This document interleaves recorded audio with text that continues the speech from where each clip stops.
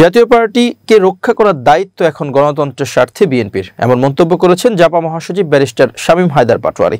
সম্প্রতি একটি বেসরকারি টেলিভিশনের টকশোতে অংশ নিয়ে তিনি একথা বলেন। শামীম পাটোয়ারী বলেন, অনেকেই জাতীয় পার্টিকে নিষিদ্ধ করার কথা বলেছেন, যদিও বিষয়টি ইতিমধ্যে স্থিমিত হয়ে গেছে। এজন্য আমরা বিএনপিকে ধন্যবাদ জানাই, কারণ তারা এখনও সেই ফাঁদে পা দেয়নি। তিনি বলেন, জাতীয় পার্টি নিষিদ্ধ হয়ে যায় এবং আওয়ামী লীগের প্রতিও নিষেধাজ্ঞা থাকে, তাহলে নির্বাচনী মঞ্চে বিষয়টি প্রভাব ফেলবে মূলত 3 রাজনৈতিক দলের উপর। এক্ষেত্রে আসনের ভাগাভাগি হতে পারে 200 বিএনপি, 50-50 অন্যান্যরা।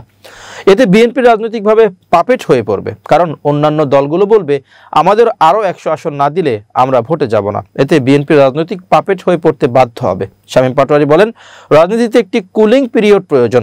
তিনি জিয়াউর রহমানের উদাহরণ তুলে ধরে, যেখানে 21 আগস্টের পর 2 বছরের কুলিং পিরিয়ড বজায় ছিল, ফলে বিএনপির উপর আওয়ামী লীগ কিন্তু 8-এর ভোটের পরেই তাৎক্ষণিক নির্যাতন শুরু করেনি, এটি পরে শুরু হয়। এই কুলিং পয়েন্টটাই বাংলাদেশে এখন খুবই দরকার।